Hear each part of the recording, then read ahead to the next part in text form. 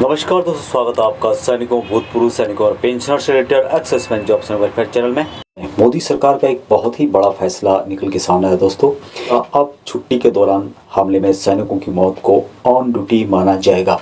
22 अक्टूबर 2021 की न्यूज है और इसमें कहा गया है कि अवकाश के दौरान सैनिकों पर हमले को लेकर रक्षा मंत्रालय ने स्पष्टीकरण जारी किया है। यदि छुट्टी पर गए किसी सैनिक पर जनरलपंथी या फिर असामाजिक तत्वों द्वारा हमला होता है और उसमें उसकी मृत्यु हो जाती है तो ऐसे मामलों को ड्यूटी के दौरान हुई मृत्यु माना जाएगा। उसी के अनुरूप मुआवजा प्रदान किया जाएगा। तीनों सेनाओं पर यह आदेश लागू कर दिया गया है।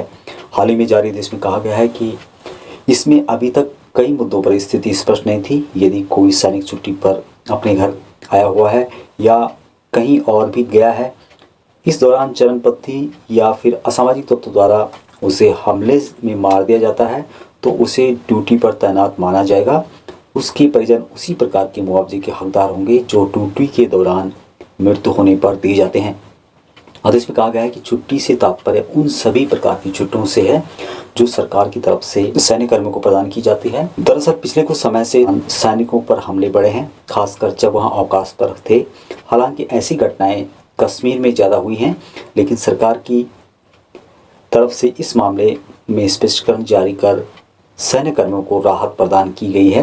मंत्रालय ने यह तर्क दिया है कि यदि सैन्य कर्मी पर अवकाश के दौरान चरमपंथियों या फिर असामाजिक तत्वों का हमला होता है तो इसकी वजह यही हो सकती है कि उसके सैन्य कर्मी होने के कारण उस पर हमला किया गया जिसमें उसकी जान चली गई, इसलिए वहाँ इसके लाभ का हकदार है। दूसरी जो यहाँ पे बात कही गई कि निजी दुश्मनी में मृत्यु पर लाभ नहीं मिलेगा।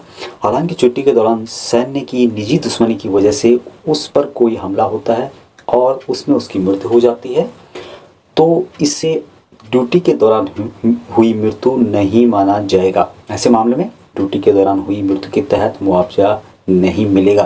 तो दोस्तों, ये थी न्यूज़। आज के लिए इतना ही। जय हिंद, जय भारत।